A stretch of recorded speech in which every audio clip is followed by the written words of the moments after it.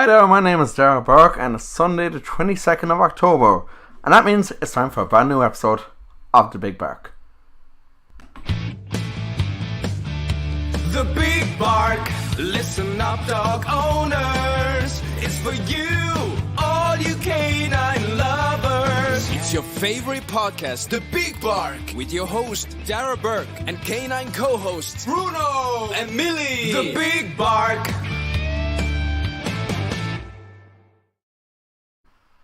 Welcome guys to another episode of The Big Bark, the show that is barking mad about your dog, where we discuss the hottest topics from the canine world.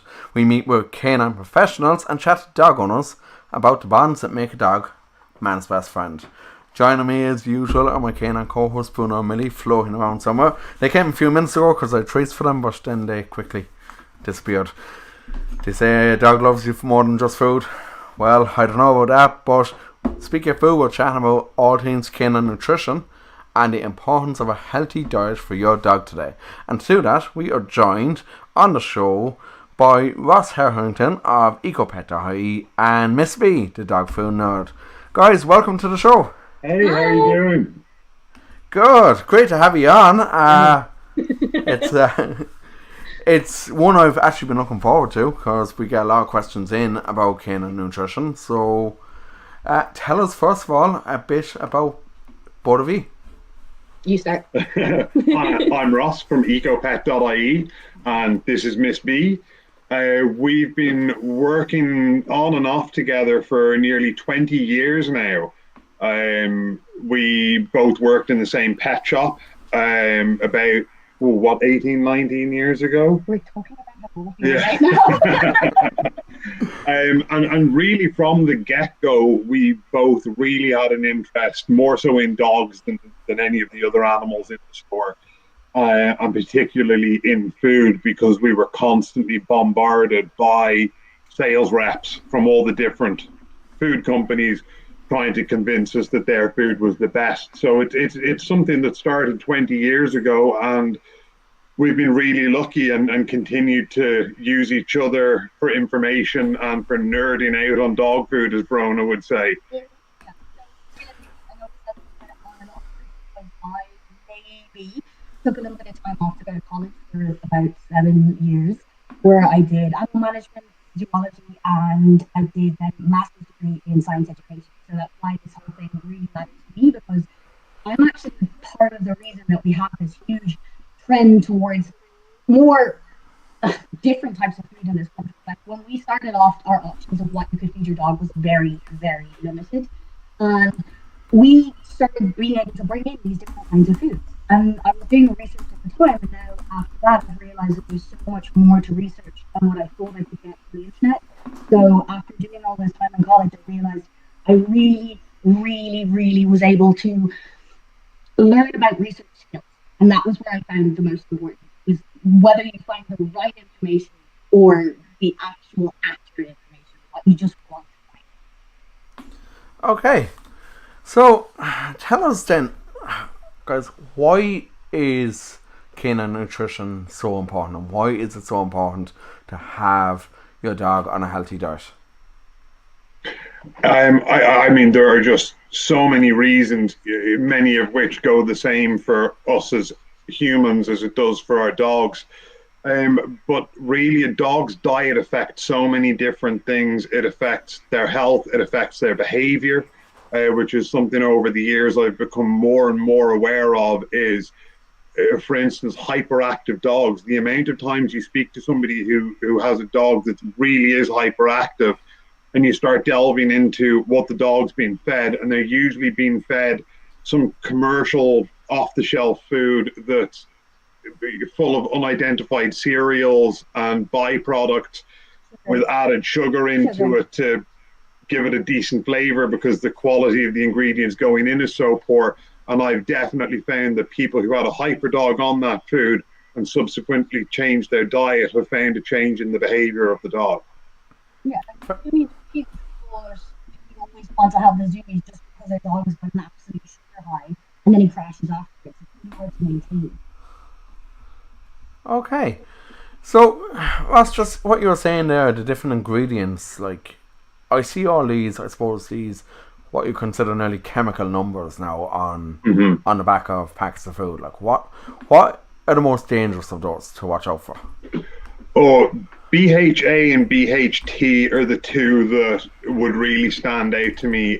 Both of those chemicals are used as a preservative, and they've both been banned in the use of human food because they're known to be carcinogenic. But for some reason, they continue to allow it to be put into pet food. Okay. Yeah, like, look, we get a lot of people asking about whether dogs are on the right food, and what you were saying about, like, hyperactive dogs there, like, and how especially a diet can actually affect a dog's behaviour. What else, like, we all know there's health risks there for dogs. What else can, like, a dog's diet affect? I think that's one of the things that people don't allergies, and they don't realise that their dog might have allergies. And this is because there's certain things we don't even think about that are put into different foods, and everyone reacts differently to different ingredients. Like, some people are sensitive to certain ingredients and some aren't, and it goes the same for dogs. So you might have a dog that really has a smelly coat that's kind of greasy, very dandruffy, really itchy all the time, and you just think, nah, it's dogs. That's what they do, right? They scratch and they're kind of smelly. We know the fact that we have this term like smells like dog, like wet dog. My dogs, when I have dogs, they don't smell. They shouldn't smell. They shouldn't smell all of the time. Like, why people are accepting this and going, you know what, my dog stinks if he's a dog. Your dog should stink if he rolled in poo. He shouldn't stink just for existing. So for me, realistically, it's people assuming that that's just normal. I'm like, no, you can get better from your dog. Wow, okay. Yeah. And, like, I suppose, like, just talking there, like, and it's something we had Kieran Sheehan on a couple of weeks ago there from Muttman's Ireland, and Kieran provides dog poo bags to all the different councils all around Ireland, and I suppose that's kind of right up his street there when you talk about dog poo. Like, what kind of things should you watch out for, like, when it comes to the excellence of your dog? Like, what should you be watching out for there to know if there's something wrong with their diet? I think one of the first things that's going to be very obvious to most people is back to the poo. You know, one of the first signs that your dog's diet isn't agreeing with them is going to be the consistency and volume of what's coming out the other end. The second big thing would be the coat. I find it. Now, having said that, some dogs' coats on really bad dog foods are amazing, and you know, sometimes you can't explain that, but generally speaking, yeah, good genetics. If the dog's coat is poor and they're shedding excessively, that'd be another big sign to me. Scratching, hot spots, chewing at the feet, things like that would all be a sign that the dog's diet isn't working for him. Okay, just come back there to shedding. Like, Millie now, like, she's going to the lab, and Millie sheds like literally non-stop all year round. Yes. I mean, we got an Akita Lurcher cross last year, and he did his first big shed a couple of months ago, and the volume of hair that came off him was incredible. But because I'm speaking to people every day about these things, in the time Freddie maybe took 5 weeks to fully lose that coat and stop shedding, whereas a lot of people I was speaking to were saying, you know, that their dogs just never really stopped shedding. They were just, you know, it was fairly consistent all year round. And that is definitely something I attribute to diet. I think as much hair as Freddie lost, he lost it in a very short period of time compared to most other dogs. So would you say then that, like, shedding on a continuous basis is more normal compared to, like, shedding all at once? I think it really depends on the dog, though. Like, yes. Realistically, if you have a dog that's living outdoors all year round, those seasons are going to affect his growth a lot more than it is a dog that's living indoors. When we have a dog indoors, we have central heating. We keep our houses around the same temperature all throughout the year, which means that you're not going to be triggering that cycle to shed or to grow a thick or a thinner coat. So that's a big problem, is if you've got a breed like a husky, for example, and they're double coated, they're going to grow that extra thick coat. especially if they're outdoors. And then when it comes to summer and you bring them indoors, that's going to trigger them to shed that coat again. So it depends on the breed, it depends on what you do and how you live with your dog, and it also depends on how much you groom your dog. Okay. Wow. Yeah. We have, for anyone who's actually watching on Facebook or on YouTube, you can leave a comment underneath. We'll give you a shout out. Or if you have a question for Ross and Miss B, feel free to just drop in the comment section. On that note, we're going to actually start taking a few of the questions here, which are in the Q&A. So I'm going to add that to the stream here. And okay, we have quite a few questions, as we usually do, from Zoe Louise Doyle, one of our big followers below in Cork. Zoe loves sending in the questions every week. So, okay, I think because Slido is a bit limited in the actual amount of text that can be brought up. So, let's see. So first of all, the first question, looks like the first three ones here are part of one question.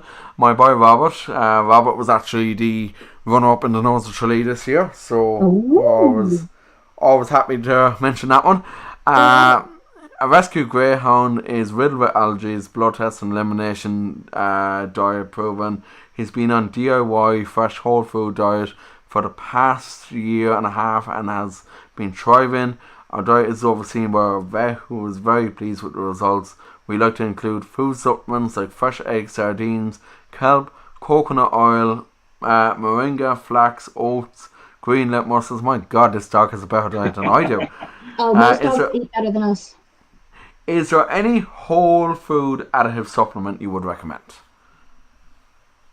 I mean, for us, when we were actually talking about supplements just before we started the show, I'm not a huge fan of supplements realistically, because I think that if you have your dog on the right complete diet, you shouldn't need to supplement. I mean, I don't supplement myself because for me, I see it as a really expensive way to, well, have really expensive wheat. You're just basically going to be shedding, like that's what the body is designed for. If you take in too much of something, your body will just get rid of it in its waste product. So supplements for me, I just see as an opportunity to spend more money, which a lot of companies want their clients to do, but I don't like people spending money on unnecessary things. Now, this person here is concerned because obviously they have their dog on a whole food diet that they're making for themselves.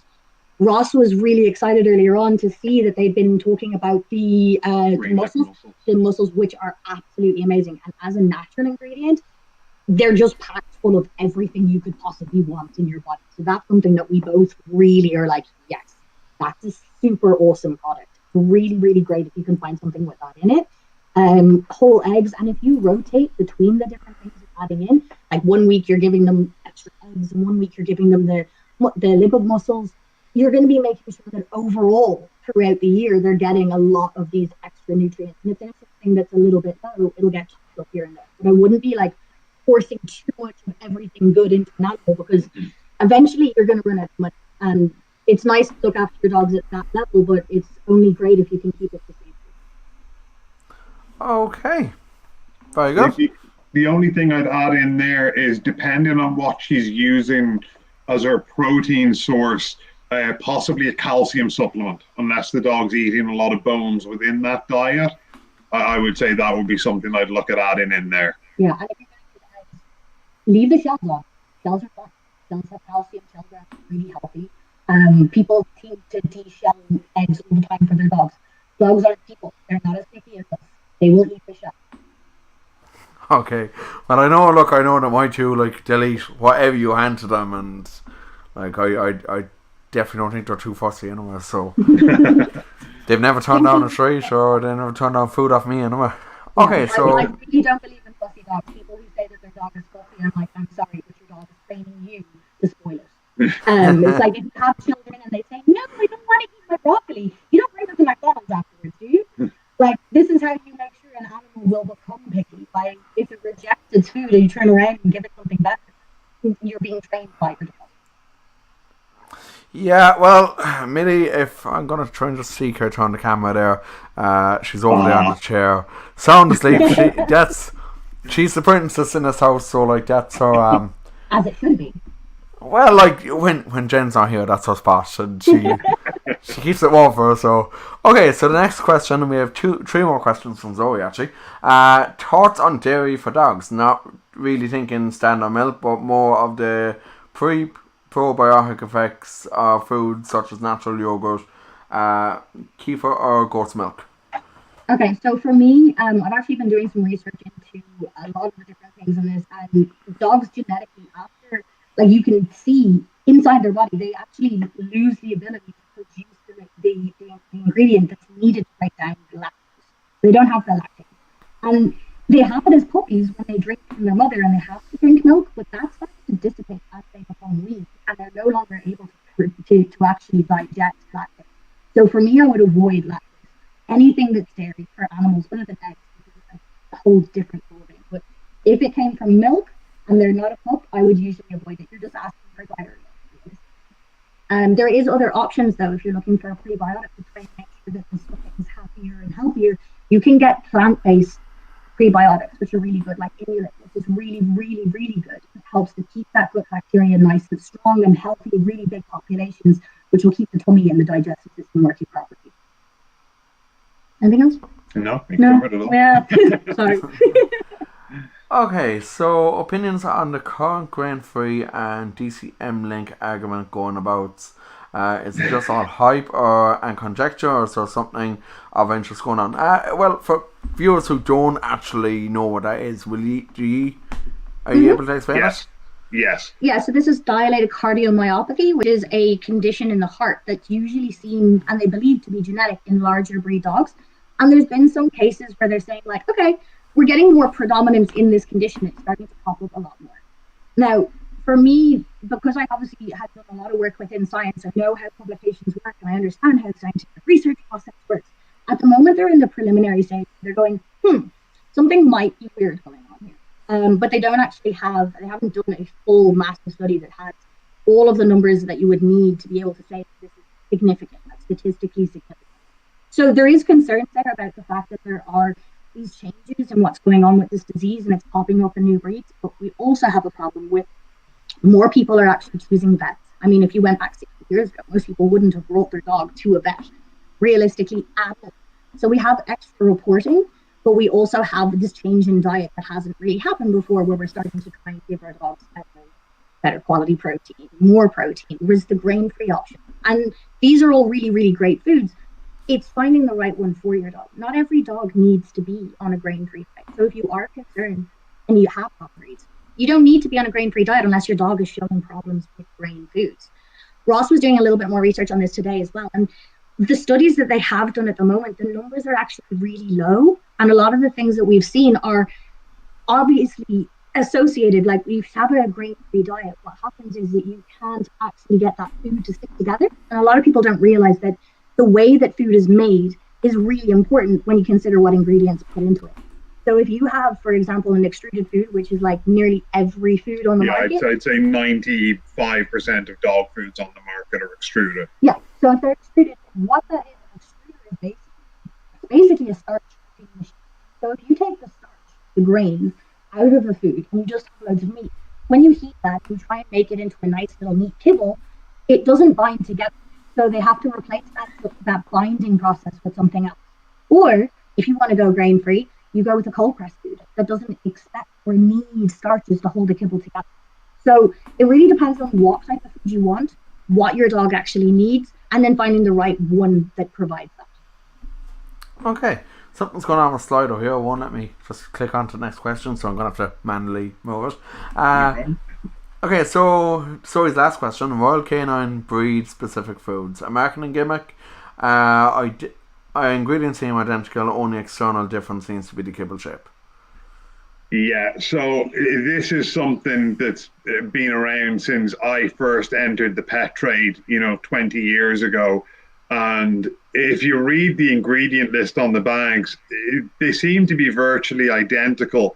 I think the only excuse for having specific foods would be if your dog really can't manage a bigger biscuit and you need to go with a smaller bite biscuit.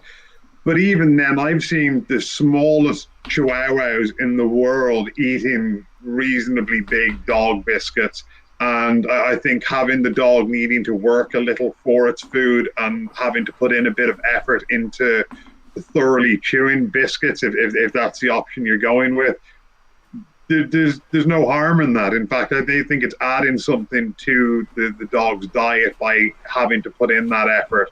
So I would definitely be on the side of it's a marketing gimmick. I think that it's, I don't know if anyone's seen these do on Instagram where you can tell this all about your dog and it will pick the perfect food for you.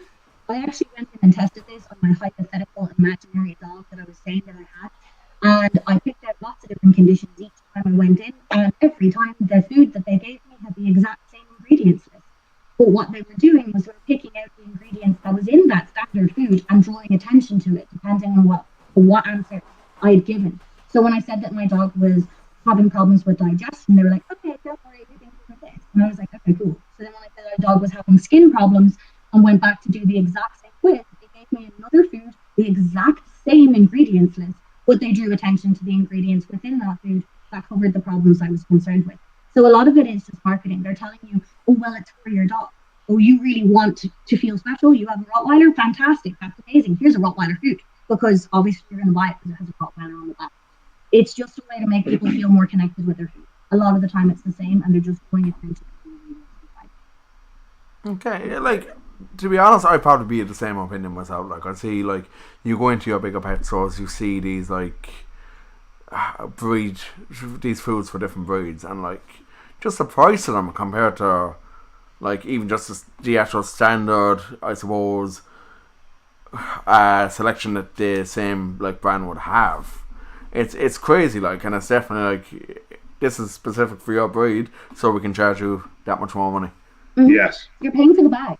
Yeah. It's okay.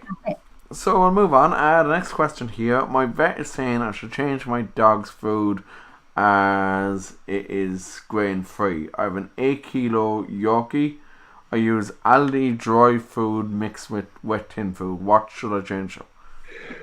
Well, so it would seem that the vet has probably highlighted the cardiomyopathy again here with the grain free. What I would go back to is have a good look at the food. I'm a big fan of grain free food, and I personally just don't see the link in the numbers they're talking about in these reports. Just to give anybody who's not kind of reading the stupidly long documents like we are on this, they're talking about less than 600 dogs out of millions and millions of dogs. It's less than 600 they're basing this on. The amount of things that have changed in the dog food world over the last 15 years especially, I just don't see how they're correlating it to this. The other thing that's come out recently is they're a bit more convinced it's the legumes in the food, which is beans and pulses. They seem to think there's more of a link with excess quantities of those being used in the food. So if you're very concerned with the grain-free food, start looking closer at the ingredient list and maybe choose something with less legumes in the food. She's using Aldi dry mixed food with wet tinned food. I'd have a good look at the wet tinned food. I'm not a huge fan of tinned food. There are some good ones out there. I would, again, very thoroughly read the ingredient list. With the grain-free feed-in dry food, I always say to people, go towards a cold-pressed food. Grain-free food really shouldn't be cooked in an extruder like other dog food. They're simply doing that because they have the equipment on hand. Yeah. So if you want to stick with grain-free, I'm all for it, but I would definitely be looking at cold-pressed ones. Or certainly people who are making an effort not to just chuck it in an old extruder machine and pump it out the same way they've been producing other dog foods. Yeah, like the extruding method actually started in the 1960s, just 1950s, 1960s, around World War II, because of the fact that they needed to find a way to make food that wasn't going into a can. So dog food started off being horse meat in a metal can. And then when World War II came along and they had to start rationing metal so that they could make bullets and stuff, they actually made a ban saying you can't use metal to put food for dogs in. No more, it's not going to happen. So that's when the extruding machine came out, and that's when it was invented, to try and find a way to make another food that didn't need to be stored in a can. So what they did was they went, okay, well, what do we have left over at the factories? We have loads and loads of the weird meat that nobody else wants to eat. So all the leftovers on the floor of the slaughterhouse, all of the bad quality corn, wheat, grain, all of these things, anything that people wouldn't eat, they just put it all into a mix, smushed it up, and put it into an extruder. That was a starch cooking machine that made it turn into this puffed up little kibble, and it was light and full of nutrition, so it was ideal. But the thing is, now we're asking for food to be made out of better quality stuff than we find left over from human use, and we want to have better quality. We want to have ethical meat. We want to have stuff that we can trace and go. For me, if it said various meat and animal derivatives, I'm like, does that mean at some point in the past it might be part of some animal? And that's not good enough for me. I want to know what animal. If your dog has allergies, how are you supposed to know what meat is causing a problem if you don't even know what animals were put into it? So that's where my problem is. Okay, very good. Yeah, I think it's always important to know what's in the dog's food. Like, I'll admit, like the two dogs here used to be on like a really cheap kind of like sick and warm brand food as well. But I've recently switched them to I don't even know what on now. It's the fault of the sauce most of it. But like I even noticed like a difference in, like, say the shines on their coats as well. Like, so it's you like what you were saying earlier. Like, you can really notice things like this, and like I was always told they had a great shine anyway. But like now it's like I can like barely see myself. If I look at them, it's like it's nearly blinding me. But yeah, like the dog that I have on my website, she used to be the most shiny creature on the planet. People used to stop me all the time and be like, "What do you use to wash your dog?" And I'm like, "This dog has not been washed ever. She has been hosed down at the stables once or twice. That shine is because she's eating the right food, and that's the thing. You are what you eat. If you eat great food, you shouldn't look terrible. You should look great." And I mean, when I first got her, she had dandruff. She was too skinny. Her ribs were everywhere. It was awful to see. And I was like, "No, we're gonna fix this." So, you are what you eat. That's very true, and I've been eating, I suppose, during lockdown, a lot of takeaways, so that kind of explains. Me and Ross were saying, like, we look after animals better than we do ourselves. I mean, I would do very well if I went onto a grain-free diet with no bread and no pizza, no cake, none of these things. I'd be looking fantastic, but pizza. Lockdown. Let's just play lockdown. Lockdown. All right, one so thing is we can control our dog's food. Exactly. Alright, so how much should I feed my dog? I have an 8-month-old Bernese Mountain Dog crossed with a Rottweiler. My God, that dog must be huge. It's going to be huge. It's going to be a big doggo. Yeah, it'll eat a lot. The thing is, I mean, Ross, would you agree we can't actually answer that question without seeing the dog, without weighing the dog, and without seeing more information? What are you feeding the dog? How active is the dog? We actually hate feeding guides on bags of dog food because they're so inaccurate. Yeah. It's one of those things you've got to feel it out yourself. Use the feeding guide on whatever food you're using as a rough measure. And again, the volume of poop coming out the other end is going to be the biggest indicator. If you've got a lot of poop coming out, you're probably overfeeding. Luckily enough, with puppies, they tend to just get rid of any excess you give them. But it's still a good idea for your wallet to start cutting back if you think there's too much coming out.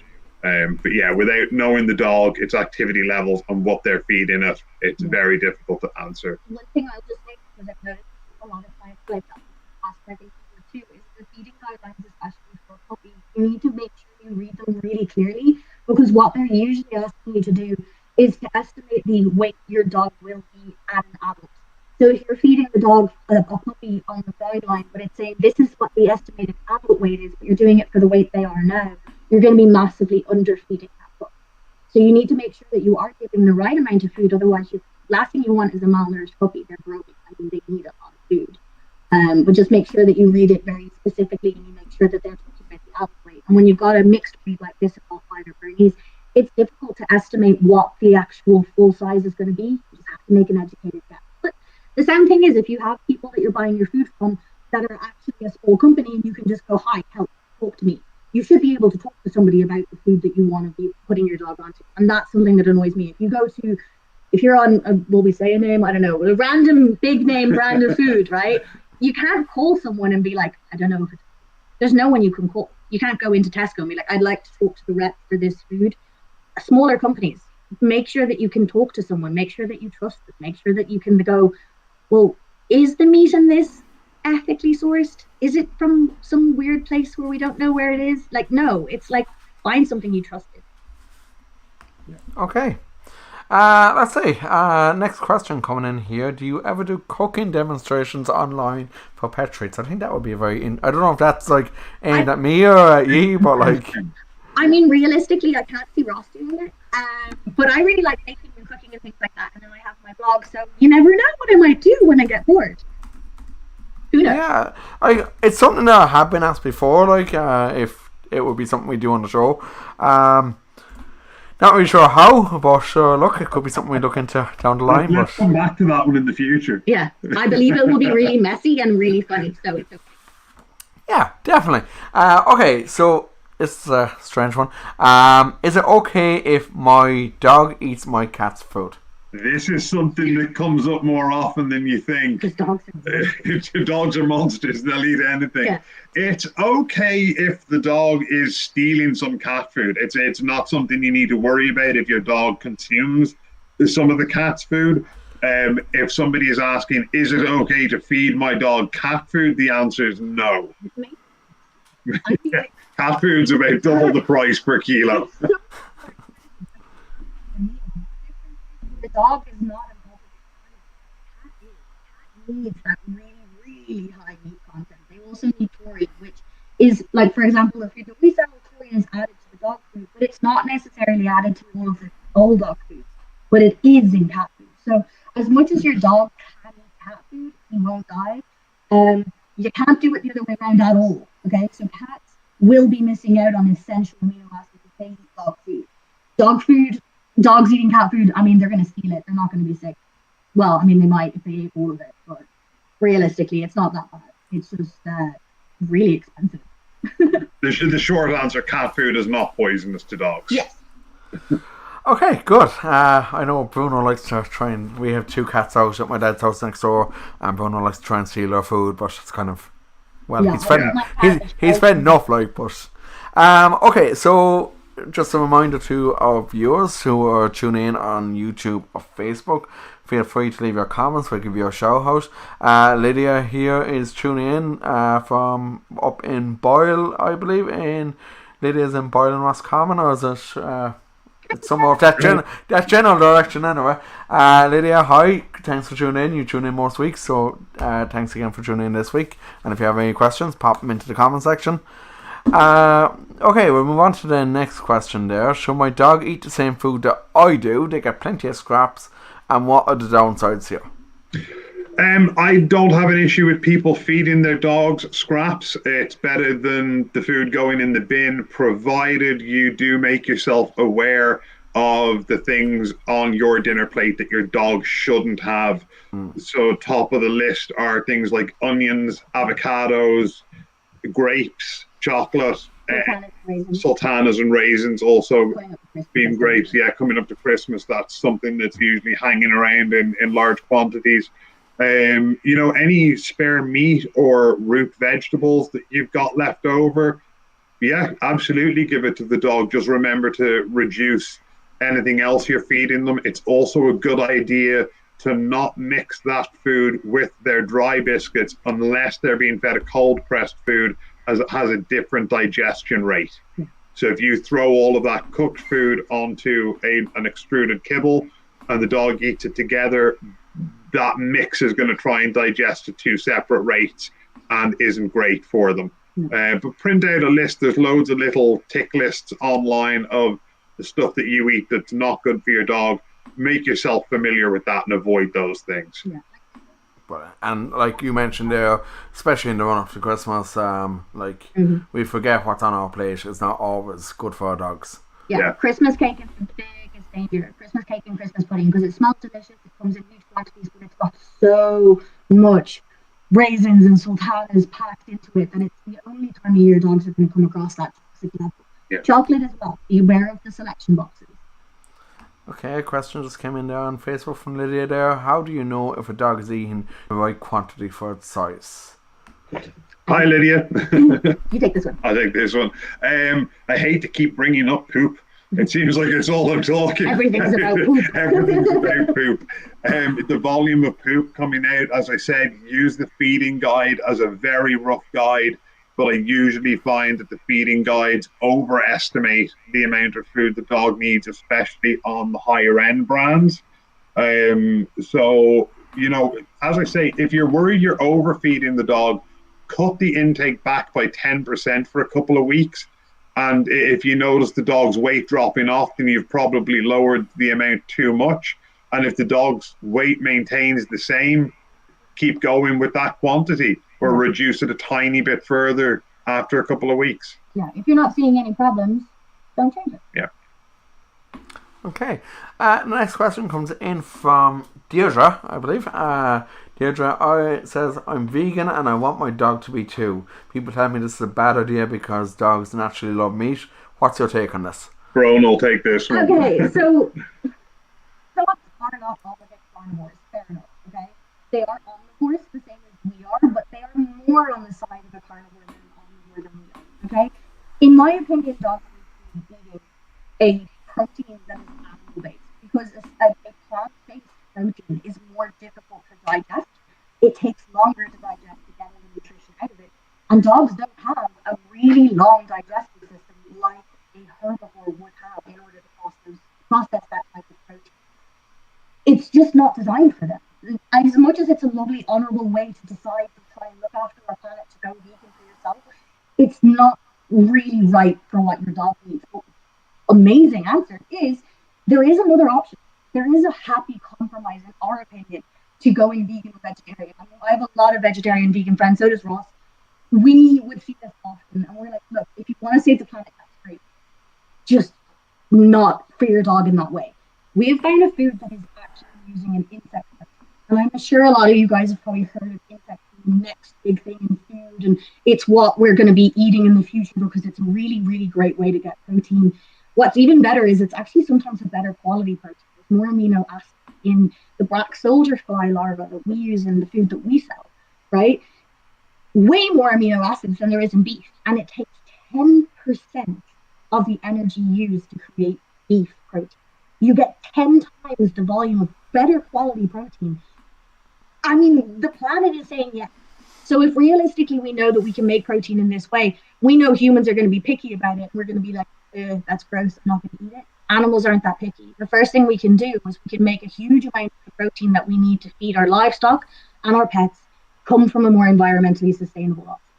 And then eventually we might catch up and start using them as well, but we can cut a huge amount of produce use out of the agricultural system if we can move our animals onto something that they're going to be less picky about.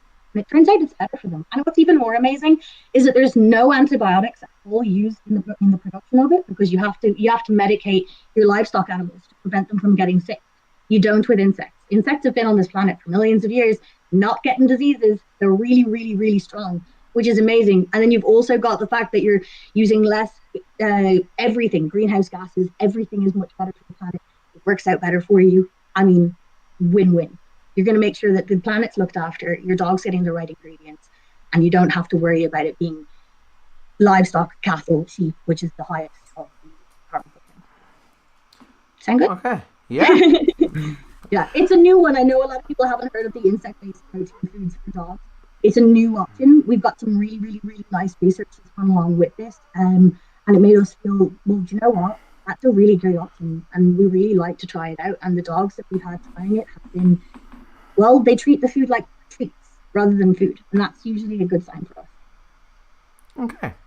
Now, I think the next two questions here, just look at them, they've already been answered from what you were talking about earlier on the show, recommended supplements, and then the other one is what to watch out for in terms of ingredients on the back. So I think we'll skip those two because those have already been answered earlier on. And okay, let's see. I hear garlic is very good for dogs. Is this true, and what does it help us? Yes, that is true. Garlic is does have a lot of health benefits. It's anti-parasitic. It tends to keep away fleas, mites. It's not a magic cure, but there is a lot of scientific evidence that says that it is beneficial. I have to be responsible and add in here, though, that too much garlic does have a toxic effect on dogs.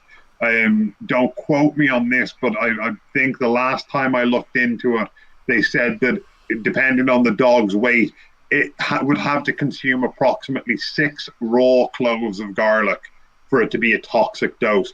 So add in a clove of garlic into, or half a clove of garlic into your dog's meal every few days.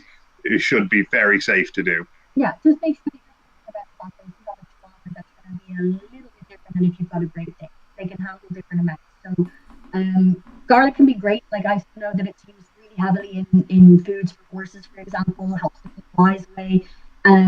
Garlic is a pretty magic ingredient. I just think that a lot of the time then if you have your dog on a balanced, complete diet, you shouldn't need to add these things. And realistically, do we want to have dogs with garlic breath? Because like that's going to be smellier than the normal dog breath. Give them parsley. Fair enough. Okay, so let's see. I think we kind of answered this one too earlier on. I think my Labrador might have a food allergy to own brand foods. Any signs to watch out for? Ross, you mentioned hot spots earlier on and like shedding and their coat, and so they're the main things to really watch out for. Yeah, they're the main things. Being itchy, having bad stools. She's saying what to look out for. Again, read the ingredient list on the back of the food. Don't fall for the pretty bag. Read the ingredient list and read it thoroughly. If the first few ingredients aren't like good quality named products, move on to the next one. Yeah. Okay. Next question. What is considered overweight for a dog? My Beagle is 15 kilos. Is this heavy? He's not very tall. That's another one that without seeing the dog is very difficult to answer. The general rule of thumb seems to be that when the dog turns sideways, you should be able to just make out the last 2 ribs. Okay. Let's see. Oh, you're in trouble. Yeah, if you can't see the ribs when the dog turns, he needs to lose a couple of pounds. Yeah. Okay.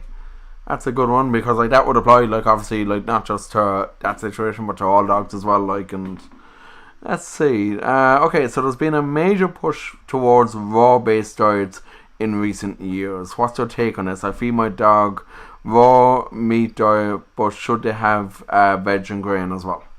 Yeah, as Brona mentioned recently, dogs are not obligate carnivores like cats. They do require carbohydrates. Yes, grain and veg is great. Stick with root vegetables, carrots, small quantities of peas, sweet potatoes, anything like that I would definitely add in. The other thing is, when you really start speaking to people about this, gently cooked food releases more nutrition than raw food, and there's less risk. There's pathogen risk with feeding raw. Not so much for the dog, more so for the people in the household. If your dog is eating raw meat and then licking your face like most dogs do, there's a risk there. I personally, I wouldn't feed raw. It just doesn't make sense to me to do it. But I know a lot of people swear by it, but I would say maybe look at gently cooking the food instead of feeding it raw. I find that a lot of it's coming from pressure from other pet owners that are like, well, I've made this much effort for my pet. How much effort have you made for yours? And I know that I see it the same with pet parents and with human parents. It's a lot of like, well, I have the time to do this. What are you doing with your time? And I'm like, well, I'm sitting on the sofa cuddling my dog when I have time to do it. So I would rather spend time cuddling with my dog than have to spend more time making his meals than I do make my own. And I think a lot of it comes down to the fact that we don't have the time to sit down and make a homemade meal for ourselves, let alone our pets every day. You're better off finding something that's going to be sustainable, that you can keep up long term and that you can afford as well. But if you do roll, then that's awesome. I mean, you're a better, like, you spend more time than I am. Yeah, you have like way more time on your pets than I do. It is wonderful to be able to do that, but not everyone can. Okay. last question here now comes back a bit to like what we mentioned about like in Zoe's question about like the Hills food and all that. Why are foods that you get in vets or science-based food so expensive? What's so special about these compared to off-the-shelf brands? You are paying for science. Like, you are literally, like, as a person who went through the whole system of science, and I know what goes into this, you are paying for science. To spend 4 years working on a project in a lab, working on these things. Like science, like I read some of the research that comes out of science, and brands like that, they have animals doing tests. They actually have scientists giving them different diets and actually tracking it over a long period of time to make sure that, yes, dog nutrition needs this. But the thing is, we've known what dogs need for an enormous amount of time. It's printed in a lot of veterinary journals. It's printed all online. This is the research that everyone is using. It's just that Science Plan and other companies are actually paying for that science to go through at the moment. They've got entire labs. They've got entire facilities. That is really expensive. I mean, as a person who wishes they had done a PhD at one point, I realized that I didn't have the money for it because being a scientist is crazy expensive. Research is super, super, super expensive. It takes a huge amount of research to do any of these things because obviously Science Plan are making their prescription diets, and that's something that we can't replicate. If a dog needs medicine, that is something that needs to be scientifically researched. But if a dog needs food, we don't need to continue doing constant research on that. We just need to give them good food that comes from good quality ingredients with good ethics so that we can feel good sleeping at night. Okay, well that's the end of the Q&A. Thanks for taking that, guys. There was actually quite a lot of questions there. Great questions. Yeah, we didn't actually have many questions last week. Show last week was on I suppose dealing with grief and loss of a dog, and it was kind of like a really sad topic. So I think a lot of people didn't want to send in questions on that. Well, look, we're going to move on because I mentioned before the show. Oh God, there was my headphones. My wireless ones actually broke on me during the week, so I need to get new ones. But I mentioned before the show, a brilliant, I checked out the first 5-10 minutes of it, a brilliant show that is just after starting on Amazon Prime Video called The Pack. It's following 12 dogs and their humans taking part in different adventures being travelled all over the world by Amazon. And I'm going to actually play the trailer now. I don't know if this breaches copyright stuff or anything, but I really We're promoting it. We're giving them free advertisement. They can't. This is just brilliant to watch. So take a look at this. She's just a heaven-sent dog. He's my best friend in the whole world, and I'm really happy to be doing this with him. Never in a million years did I think I'd be able to travel the world with my dog.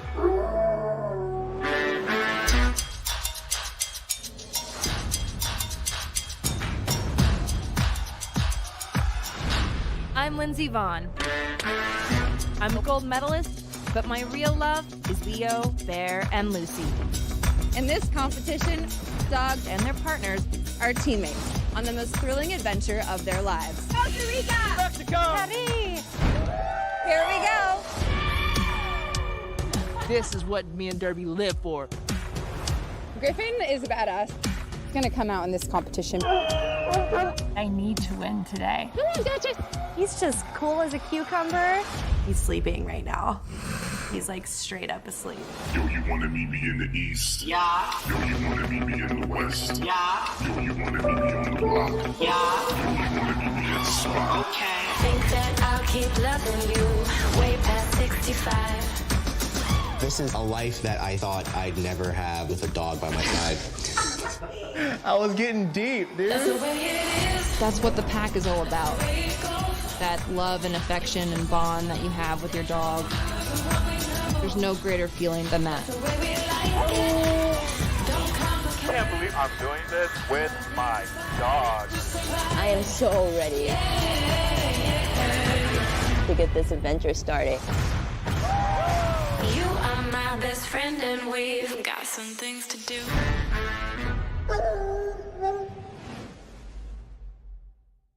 Look at this. This is what it's like working on a studio. Wow, that just looks. I watched the first 5 minutes of it, and it just looks absolutely incredible. Yeah, I'm going to be watching that. Yeah, I've decided which dogs I want to steal, so I'm done. Okay, well that's good. Yeah. There's actually another new it's a new documentary out on Netflix there lately called Dogs as well. It's following I think it's following a series of different dogs, like rescue dogs and dogs who became guide dogs and assistance dogs. So that's one that I must actually watch as well. I watched kind of half the first episode and was nearly crying, so I was like, nope, not doing this when I have wine. Yep. But that one now looks incredible, and like there's a cash prize for the winner of, I think it's $500,000, and they're also donating $250,000 to the winner's chosen charity. See, that part is awesome. I saw that lady and I was like, she looks really rich. Can I have her money? But yeah, if they're giving the money to charity to the dog rescues, that's kind of amazing. And they're making good TV out of it at the same time. Definitely, yeah. Okay, so we're nearly out of time, so I'm going to quickly talk about next Sunday. As all of you know, next Sunday is the big festive event called All I Want for Christmas. And you guys are going to be joining us. Yep. You're going to be telling us all about your own products. And that's the idea of it. We're bringing together a load of different Irish pet companies and businesses and trying to find out what products they offer to pet owners. The whole idea is shop local, buy Irish this year. We have live music. We have a big raffle on today. So far we have over 25, let me just get an idea, we have over 25 prizes. Hopefully that will get up to around 30 prizes by Wednesday. I'm going to be giving out the full list of prizes on Wednesday. We're going to have not just pet prizes, we're going to have wine, we're going to have hampers. We have a few of the big retailers in Ireland coming behind us for this as well, so I'll have more details on that during the week.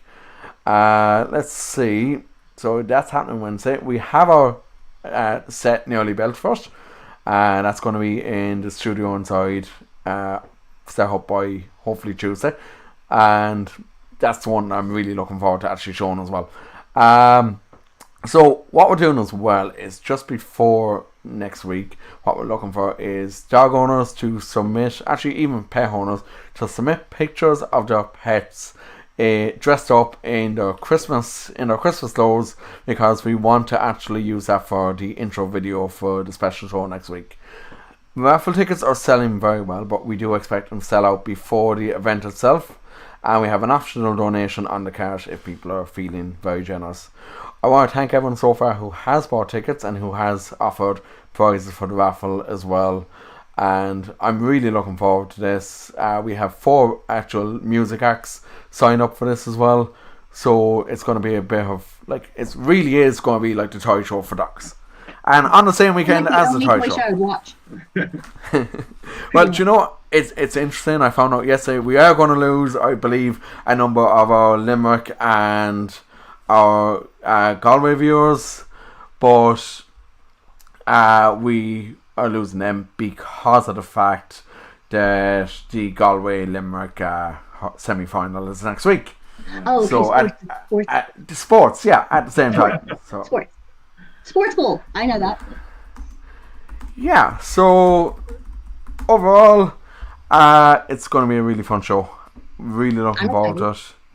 Yeah, so that's about all really for this week. And guys, look, thanks again so much thanks for joining me, and thank you for doing the Q&A.